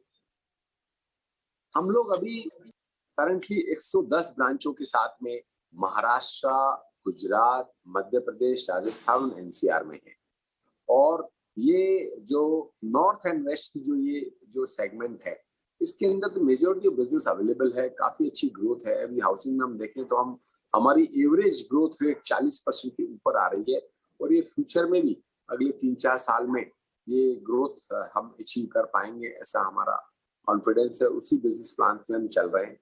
तो ये जो सेगमेंट है प्राइस सेंसिटिव की आपने बात किया, तो अभी ये टाई अप होने के बाद में हम लोग नीचे की रेट पे भी लोन दे पाएंगे। हालांकि एनएचबी से हमें काफी सस्ती रेट पे पैसा मिलता है और बैंकों से भी हमें लोन जो है 8% के नीचे ही मिलता है। तो ब्लेंडेड कॉस्ट ऑफ फंड जो है हमारी करीबन 7% के आसपास है और इसी रेट के आसपास हमारा को लेंडिंग टाई अप भी है, 7 के नीचे ही है बल्कि। तो इसके चलते हम जो प्राइस सेंसिटिव कस्टमर है उनको भी लोन दे पाएंगे और ये अफोर्डेबल हाउसिंग सेगमेंट में है जो प्रधानमंत्री आवास योजना में उनको करीबन अब टू 2.25 लाख तक की सब्सिडी भी मिल जाती है। तो उससे भी उनको एक रिलीफ आता है कस्टमर को इंटरेस्ट रेट बर्डन में या ओवरऑल उनकी कॉस्ट जो है घर की कम हो जाती है। तो ये प्राइस सेंसिटिव से इसमें कोई डिमांड पे बहुत ज्यादा फर्क नहीं पड़ता है इससे।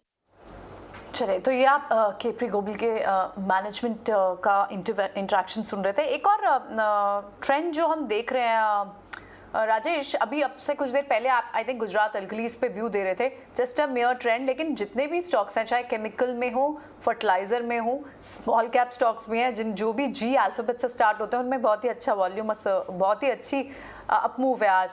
GFL लिमिटेड करके एक स्टॉक है, GHCL में देखिए आप 7% की तेजी है। फर्टिलाइजर स्पेस में भी आपको GNFC, GSFC सारे स्टॉक्स आपको अदर देन दीज 2 पैक्स, गेल जैसे स्टॉक्स, आज कोई एक ट्रेंड है जो आप आइडेंटिफाई कर पाए? It's mayor a coincidence? It's a coincidence only, लेकिन बिल्कुल आपने राइटली पॉइंट आउट किया कि जी लेटर्स के सारे स्टॉक्स में आज काफ़ी अच्छा बाइंग इंटरेस्ट बनते हुए दिख रहा है। इसी में गोवा कार्बन को भी आप ऐड करें तो जी से वो भी स्टार्ट होता है और उसमें भी काफ़ी अच्छा मूव यहाँ पे बनते हुए दिख रहा है। लेकिन अगर हम देखें तो GNFC और गोवा कार्बन, ये 2 स्टॉक हमें काफ़ी अट्रैक्टिव लग रहे हैं और हम कंटिन्यूसली ये दोनों स्टॉक्स पे बाइंग रिकमेंडेशन यहाँ पे देते हुए आ रहे हैं। हमें लगता है जिस तरीके से GNFC का सेटअप है, ये स्टॉक में एक कंटिन्यूटी बनी हुई है अप ट्रेंड की, और जो सेटअप जो बने हैं डेली वीकली के हिसाब से हमें लगता है ये मोमेंटम और यहाँ से एक्सटेंड होते हुए दिख सकता है।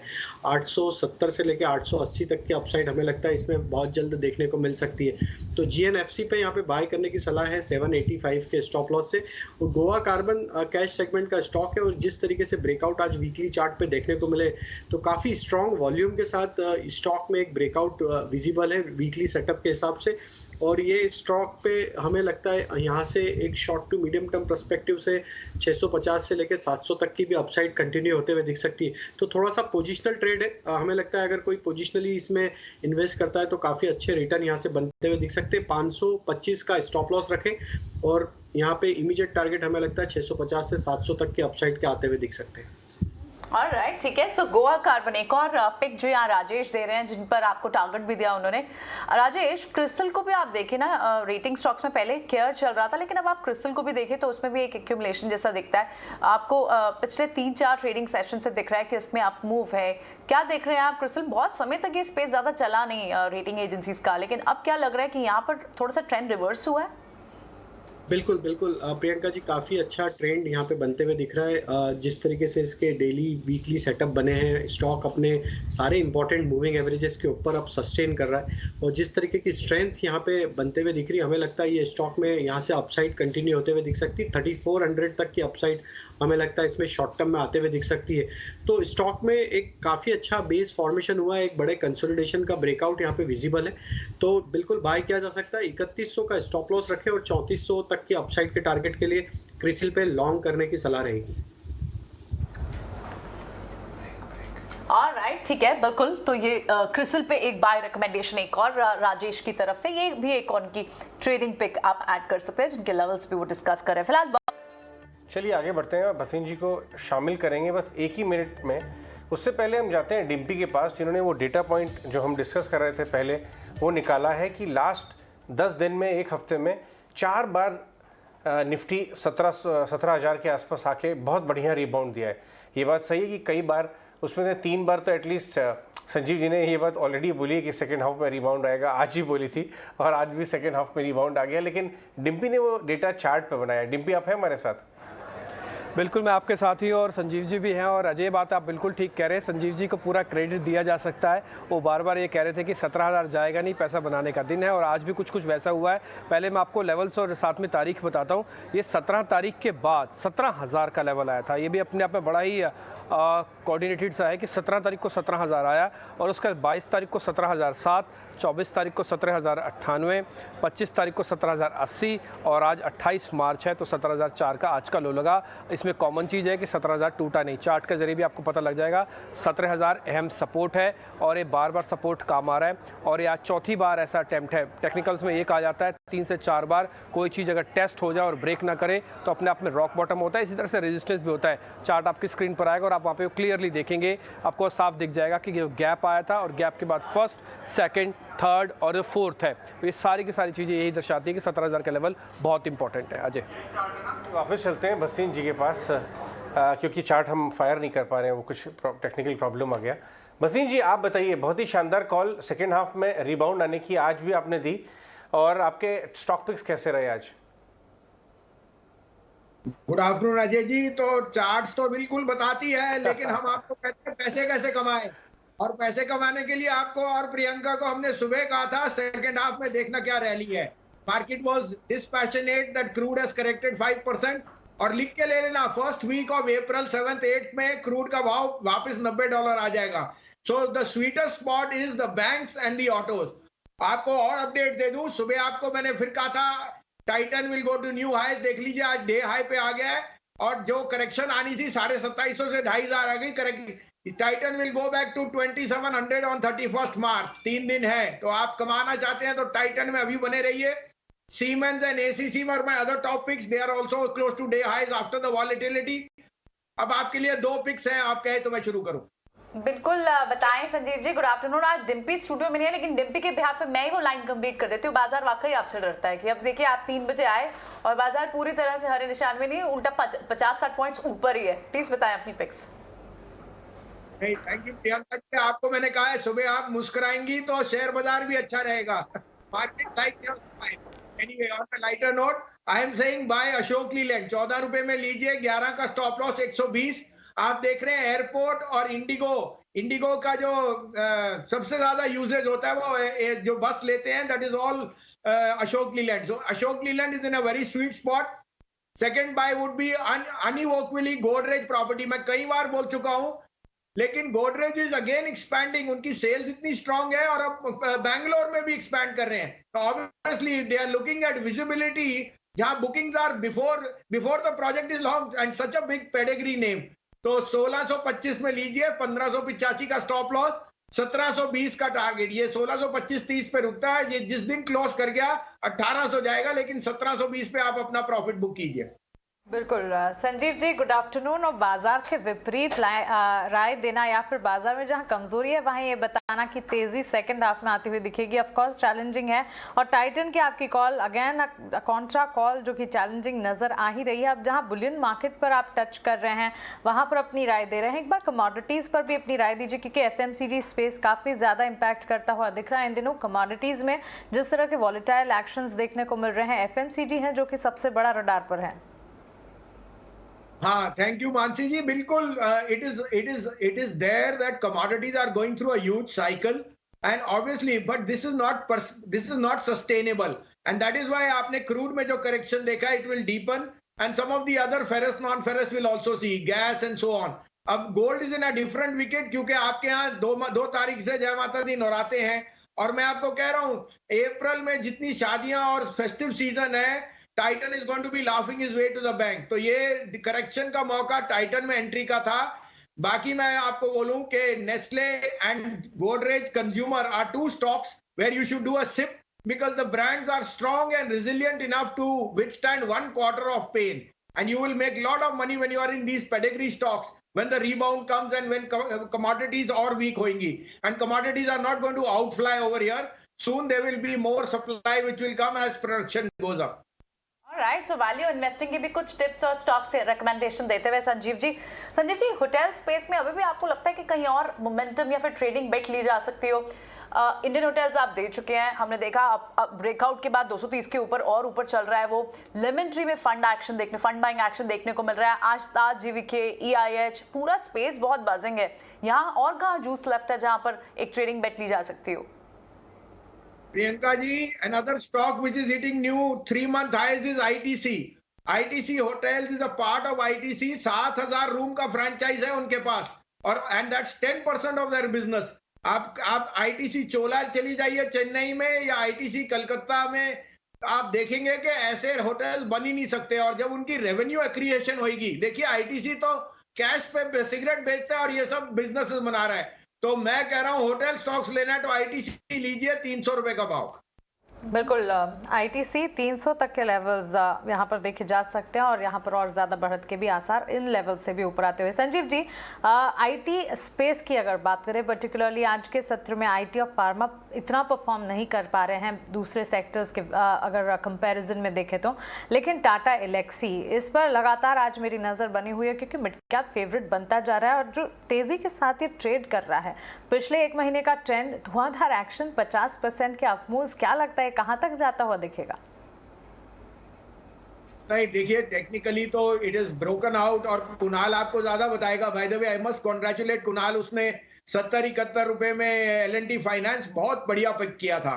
So hats off. and I think Kunal will tell you more on the technicals. Fundamentally, I think Tata Elxsi was a blind buy at those levels of 2100, 2200, जहां हमें पता था कि there was talk of a merger ratio with the TCS that may not have taken off, but the business underlying fundamentals of Tata Elxsi are very strong. अब मैं यहाँ आके नहीं बोल सकता लेने को, but fundamentally I think that declines, if you have to accumulate, it's a good proxy play.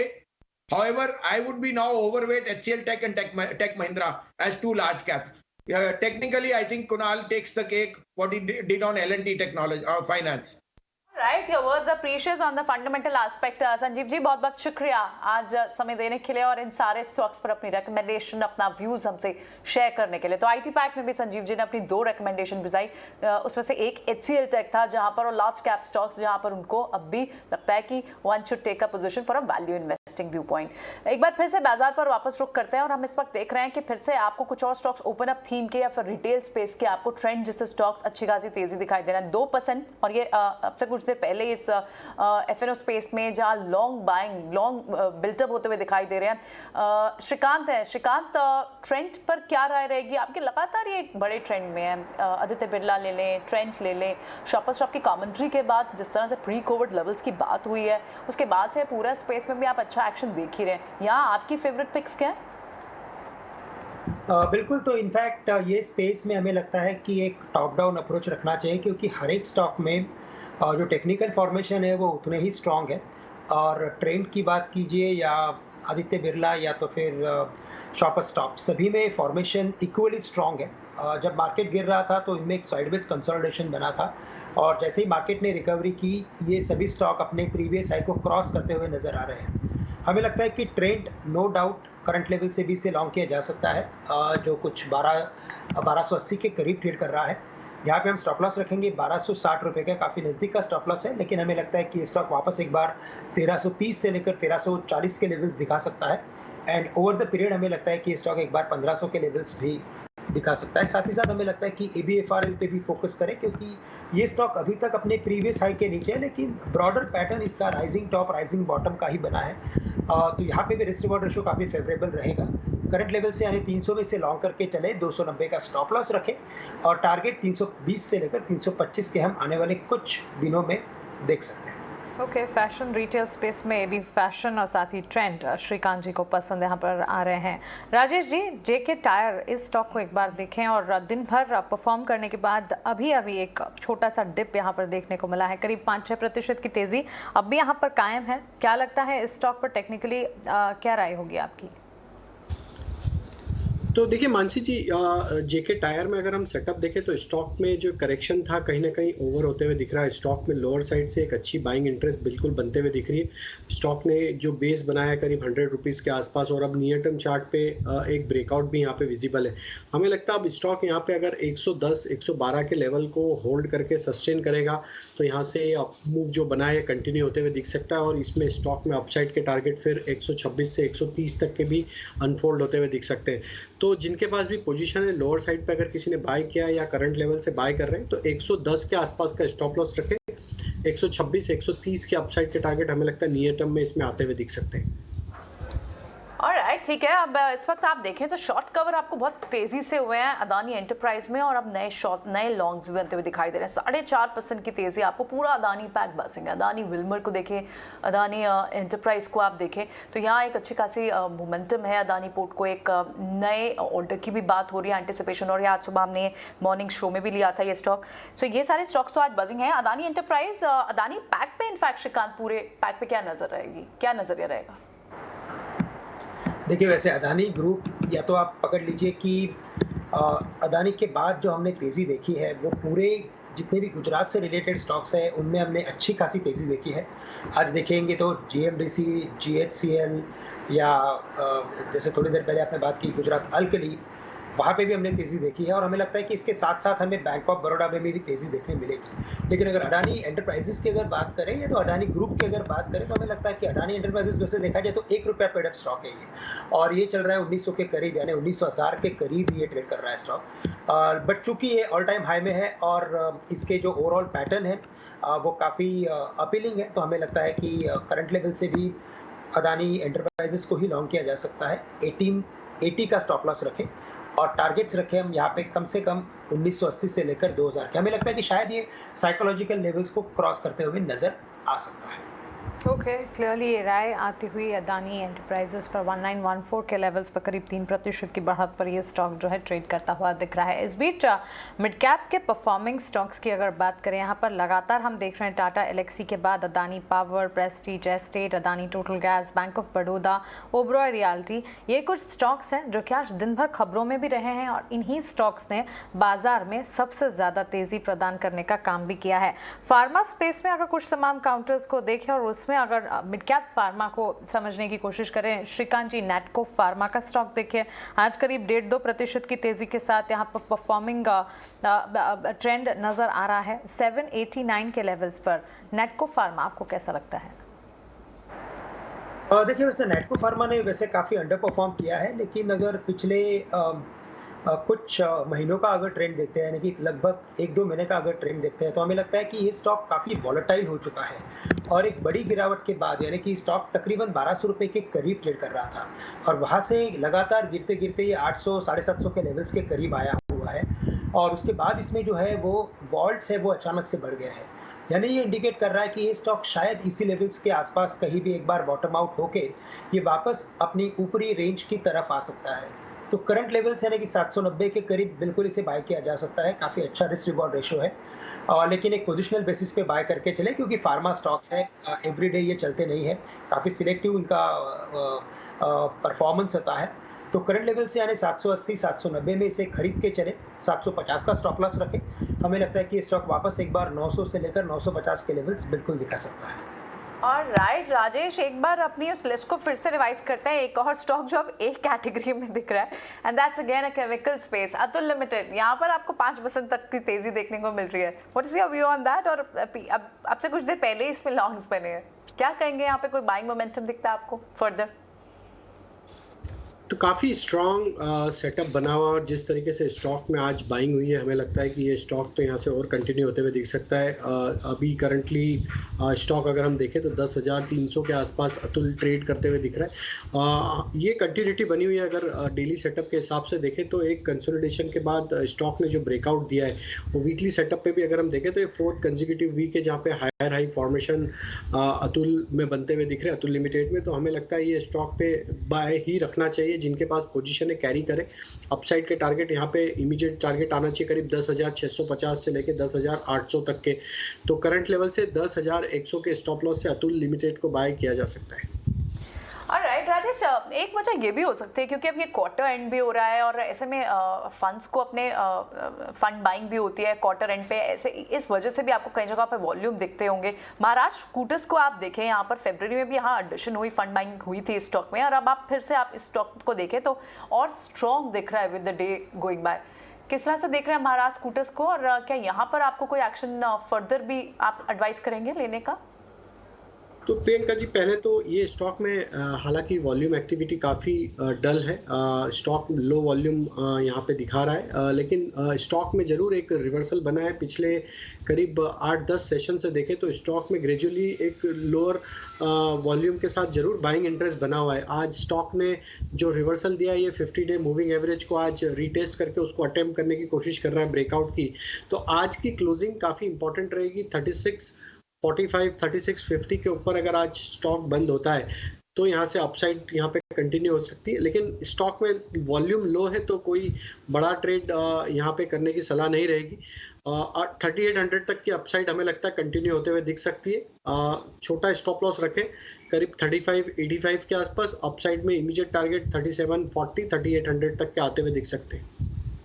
Alright, ठीक है श्रीकांत, संडे को पूरा इंटरनेशनल ट्रैवल रिज्यूम हो चुका है, सब कुछ things are back to normal, international flights हुई हैं, तो जाहिर तौर पर लोग फिर लगेज भी लेके जाएंगे। वीआईपी इंडस्ट्री हम देख रहे हैं कि लास्ट थर्सडे से ही बजिंग है और आज भी आप इसमें मोमेंटम देख रहे हैं। क्या दिख रहा है? टेक चेक दीजिए एक, यहाँ पर अगर किसी ने नहीं किया एंट्री लेने का क्या मौका अब भी है इसमें? बिल्कुल, मुझे लगता है कि रीओपनिंग की जो एक थीम है वो वीआईपी के लिए भी लागू बनती है और जो इसके ओवरऑल फॉर्मेशन देखें तो काफ़ी स्ट्रॉन्ग फॉर्मेशंस के साथ ही ऊपर जा रहा है। और इनफैक्ट 2018 में इसके जो हाईएस्ट लेवल्स थे वो 650 के करीब के थे, और अभी 2022 में अगर आप देखें तो इसने इस लेवल को क्रॉस कर लिया है, काफ़ी कॉन्फिडेंटली क्रॉस किया है विद डिसिसिव वॉल्यूम्स। तो हमें लगता है कि ये स्टॉक भी आने वाले दिनों में एक बार 770 से लेकर 780 के लेवल्स बिल्कुल दिखा सकता है।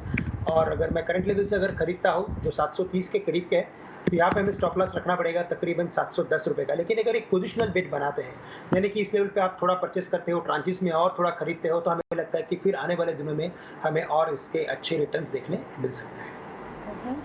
ऑलराइट, ठीक है। एक बार मार्केट को एक ब्रेथ देखते हैं कि आज किस तरह से स्टॉक स्पेसिफिक एक्शन, भले ही बाजार एक रेंज में हो, मार्केट्स एक रेंज में हो, लेकिन इस रेंज को ऊपर की तरफ तोड़ने की अब पूरी कोशिश कर रही है। 17,226 के पास आप देख रहे हैं, 17,200 भी एक रेजिस्टेंस था, 17,300 भी एक रेजिस्टेंस माना जा रहा है। राजेश, यहाँ से क्या लग रहा है, पहला रेजिस्टेंस क्रॉस हो गया, आर वी हेडेड फॉर 17,300? आप उसे एक बड़ा रेजिस्टेंस मांगते हैं, या क्या आप रिव्यू करना चाहेंगे अपनी इंडेक्स पे स्ट्रैटेजी को? नहीं, देखिए बिल्कुल हमने जो स्ट्रेटजी दी थी उसमें हमें भी लग रहा है कि 17,300 17,400 जो कि एक हर्डल है, वहाँ तक मार्केट अटेम्प्ट करते हुए दिख सकता है, क्योंकि लोअर साइड पे जिस तरीके से बेस फॉर्मेशन है 17,000 17,100 पे, और मार्केट ने वहाँ से मल्टीपल टाइम यहाँ पे रिवर्सल दिया और एक्सपायरी के पड़ाव पे हम बिल्कुल बढ़ते हुए दिख रहे हैं। तो हमें लग रहा है कि ये एक्सटेंड होना चाहिए। आज 17,200 के ऊपर अगर आज की क्लोजिंग रहती है तो बिल्कुल यहाँ से हमें लग रहा है इमीडिएट नेक्स्ट टारगेट जो आएगा वो 17,300 350 तक आते हुए दिख सकता है। हालांकि 17,400 काफ़ी स्टीफ रेजिस्टेंस जैसा काम करते हुए दिखेगा, क्योंकि अभी भी अगर हम डेटा को देखें तो जिस तरीके से कॉल राइटर्स 17,300 17,400 की स्ट्राइक पे हैं, वहाँ अभी इतना बड़ा कोई यहाँ पे अनवाइंडिंग का ट्रेड बनते हुए नहीं दिख रहा है। तो लेकिन ये पुलबैक का ट्रेड है, कंटिन्यू करना चाहिए, स्टॉप लॉस को रिवाइज कर लेना चाहिए। हायर साइड पे आप 17,120 के आसपास स्टॉप लॉस ले आए, और अपसाइड के टारगेट 17,300 17,350 तक के यहाँ पे आते हुए दिख सकते हैं। तो अपसाइड में स्टॉप लॉस को ट्रेल करते रहें और पोजीशन को कैरी करें। ऑलराइट, ठीक है। सो ये व्यू रहेगा इंडेक्स पे। एक बार चलिए एक बार फंडामेंटल नजरिया भी ले लेते हैं, वैल्यू इन्वेस्टिंग को भी एक बार फिर से रिविजिट कर लेते हैं। आज जब हमने सुबह कार्नियल कैपिटल के फाउंडर विकास खेमानी से बात की थी कि वो किस तरह से देख रहे हैं ग्रोथ इंडिकेटर्स को और उनका क्या व्यू है इन्वेस्टिंग को लेकर, वो एक बार फिर से व्यूअर्स को कैसे एनकरेज करना चाहते हैं, आइए सुनिए एक बार। आप देखेंगे तो ये जो फिनोमेना है आज से नहीं है, पिछले 20 साल से धीरे धीरे बढ़ते जा रहा है। एक समय था जब रिटेल इन्वेस्टर्स की होल्डिंग 1% से भी कम थी, राइट। तो ये जो आज हम 4 साढ़े 4 के लेवल पे पहुंच गए हैं, तो ये भी ये धीरे धीरे बढ़ा है, कोई एक दिन में नहीं बढ़ा है। आज एक अच्छी बात ये है कि, और इसका शायद अभी रिसेंट पीरियड में एक्सेलरेशन इसलिए हुआ है क्योंकि इंटरेस्ट रेट की दर काफी कम हो गई थी, जो अल्टरनेटिव्स थे वो काफी कम हो गए थे। रियल एस्टेट में इन्वेस्टमेंट्स की अपॉर्चुनिटीज अभी काफी कम हो गई। रियल एस्टेट में जो है इन्वेस्टर्स खाली अपने यूसेज के लिए अभी इन्वेस्ट करते हैं, इन्वेस्ट करने के लिए कम करते हैं। तो मुझे लगता है धीरे धीरे ये जो चेंज है, वो बदलाव है, वो एक्सेलरेट ही होगा।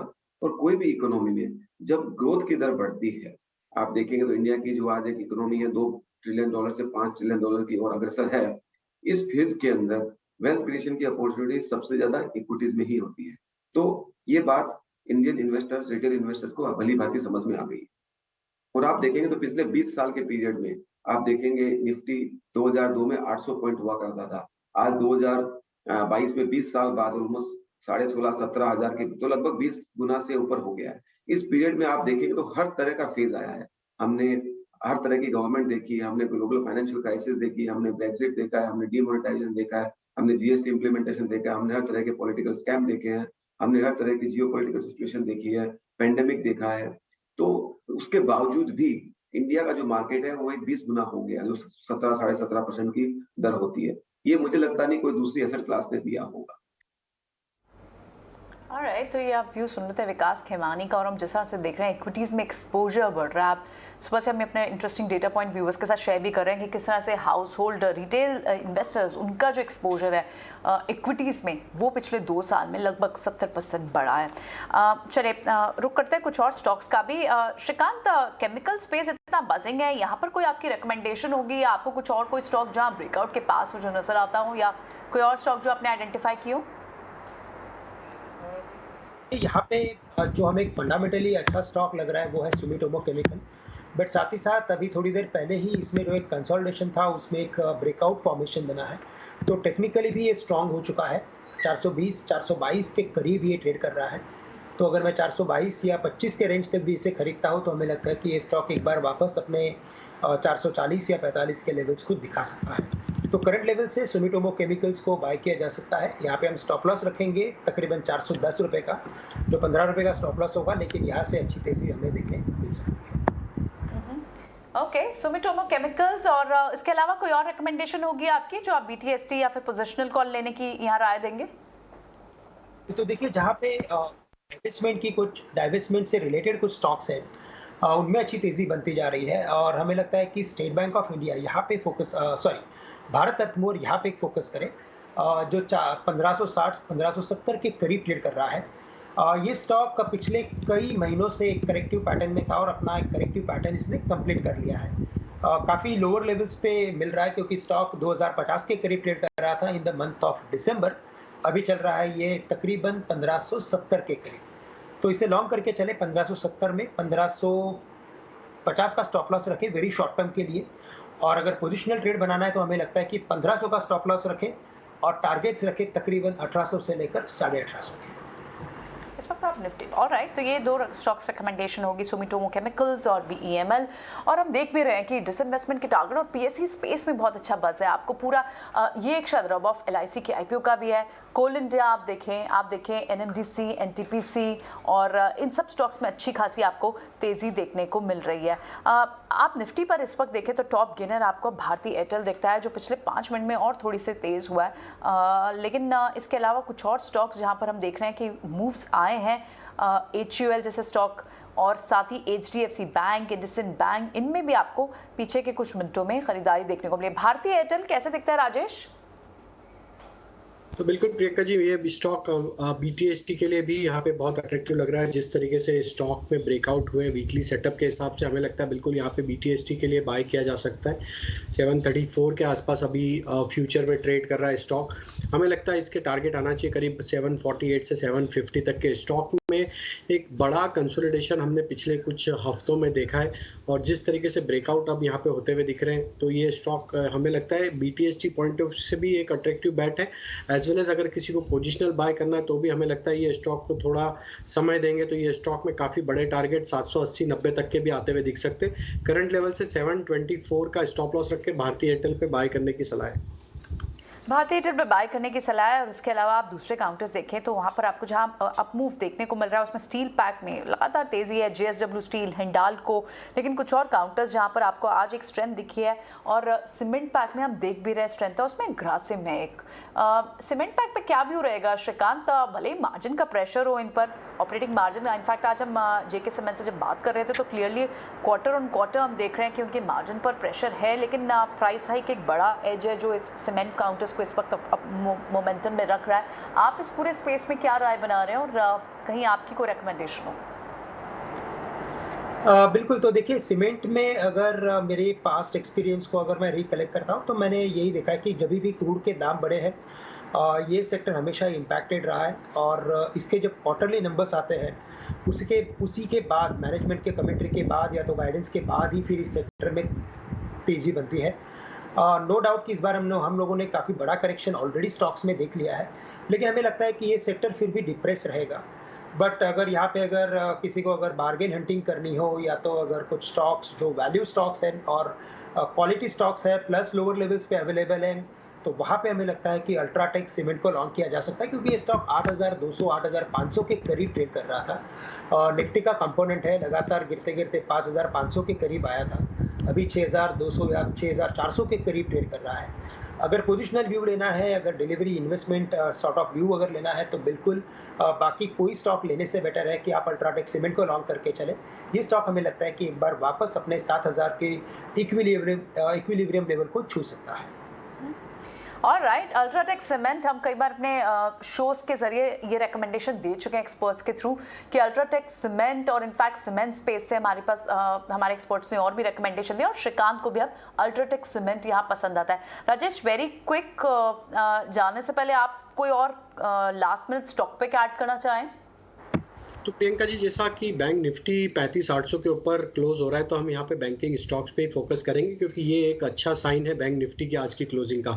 तो Canara bank bank of Baroda तो ऑलरेडी हमने रिकमेंड किया, वो भी कैरी करेंगे और कैनरा बैंक पे यहाँ पे बाय करने की सलाह रहेगी। 228 के आसपास स्टॉक ट्रेड कर रहा है। इसमें हमें लगता है कल तक टारगेट आना चाहिए करीब 235 से लेकर 238 तक के। स्टॉप लॉस रखेंगे हम यहाँ पे 225 का। और केमिकल स्पेस से तिरुमलाई केमिकल पे भी फोकस किया जा सकता है। 10% ऑलरेडी स्टॉक अप है, लेकिन जिस तरीके की स्ट्रेंथ ये स्टॉक में बनते हुए दिख रही है, हमें लगता है ये स्टॉक भी यहाँ से कंटिन्यू करेगा अपवर्ड मोमेंटम। यहाँ से इमीडिएट टारगेट हमें लगता है आना चाहिए करीब 278 से 285 तक के। स्टॉप लॉस रखें करीब इस पे 264 का। Alright, before I let you go, Rajesh, एक और स्टॉक पर नजर गई। इन दैट ओनली उसी कड़ी में capital good space, Greaves cotton को आप देखें, सीमेंट्स, कमिंस इंडिया, ये तो बजेंगे, ग्रीव्स कॉटन भी बजेंगे। जब लास्ट टाइम फरवरी में इसने मूव दिया था तो अच्छा खासा आप मूव दिया था, और अब आप देखें कुछ मिनटों पहले ही यहाँ पर भी एक तेजी आई, तो कुछ तो ये फैक्टर काम कर रहा है। आई थिंक इस पर क्या व्यू रहेगा? बिल्कुल जी से ग्रीन, और आज जी का ही दिन है, और जिस तरीके से आप सारे स्टॉक फायर कर रहे हैं जी लेटर के, तो ग्रीव्स कॉटन में भी एक कंसोलिडेशन का ब्रेकआउट होते हुए दिख रहा है। स्टॉक अब 20 डे मूविंग एवरेज के ऊपर सस्टेन कर रहा है, 50 डे मूविंग एवरेज को पेनिट्रेट करते हुए दिख रहा है। हमें लगता है स्टॉक में मोमेंटम यहाँ से और एक्सटेंड हो सकता है। 205 तक की अपसाइड यहाँ पे शॉर्ट टर्म में आते हुए दिख सकती है। 188 के स्टॉप लॉस से ग्रीव्स कॉटन भी यहाँ से बाय किया जा सकता है। तो ग्रीव्स कॉटन में भी बाइंग कर सकते हैं, पर इस बार भी वैसा वाला मोमेंटम आए, क्योंकि हमें याद है कि 220 से 230 तक गया, उसके बाद फिर ये करेक्ट हुआ, तो नॉन स्टॉप चला ये 40 to 45% ग्रीव्स कॉटन। इस बार अगर वैसे ये फंडामेंटली कैसा लगता है आपको स्टॉक, राजेश, अगर इस पर कोई 3 से 6 महीने का नजरिया रखना चाहे या फिर लॉन्ग टर्म होराइजन रखना चाहे तो? देखिए, लॉन्ग टर्म होराइजन रखें तो बिल्कुल इसमें बने रहना चाहिए, क्योंकि जिस तरीके से मंथली सेटअप है, एक बड़े टाइम फ्रेम का कंसोलिडेशन का ब्रेकआउट इसमें लॉन्ग टर्म चार्ट पे हुआ है, और ये जो करेक्शन हायर साइड से एक जो प्रॉफिट टेकिंग आया था, वो जो ब्रेकआउट थे वो इंटैक्ट थे। तो हमें लगता है अगर लॉन्ग टर्म यहाँ पे नजरिया है तो 240-250 के टारगेट तो हमें लगता है यहाँ पे आते हुए दिख सकते। और अगर इसको थोड़ा लंबा समय दें, हमें लगता है अगर इसको 1 से 2 साल का समय दें, तो इस स्टॉक में 320 तक की भी अपसाइड यहाँ पे कंटिन्यू होते दिख सकती है। तो 2 से 3 महीने के नजरिए से बाय किया जा सकता है 240-250, और अगर 1 साल से लंबा टाइम फ्रेम लेंगे तो 320 तक की भी अपसाइड इसमें आते हुए दिख सकती है। तो स्टॉक का सेटअप काफी प्रॉमिसिंग है, इसको होल्ड करना चाहिए।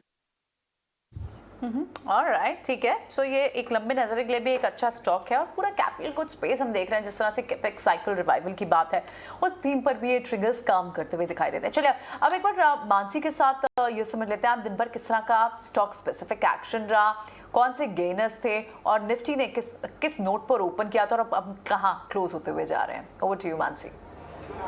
बिल्कुल, तो यहाँ पर देखिए, जब शुरुआत हुई बिल्कुल ऐसा नहीं लग रहा था कि बाजार मोमेंटम पकड़ेंगे, लेकिन सेकंड हाफ में अच्छी तेजी के बीच ही बाजार में ट्रेड्स यहाँ पर देखने को मिले। क्लोजिंग अगर आप देख रहे हैं तमाम इंडेक्स में, हम देख रहे हैं हरे निशान के साथ ट्रेड्स नजर आ रहे हैं। स्टॉक्स जिन्होंने सबसे ज्यादा बाजार को संभाला इस लिस्ट में रिलायंस, ITC, एक्सिस बैंक और ICICI बैंक जैसे स्टॉक शामिल रहे हैं, जहाँ पर अच्छी तेजी के बीच ही ट्रेड्स नजर आए, और सबसे ज्यादा तेजी इन्हीं स्टॉक्स ने बाजार को दी।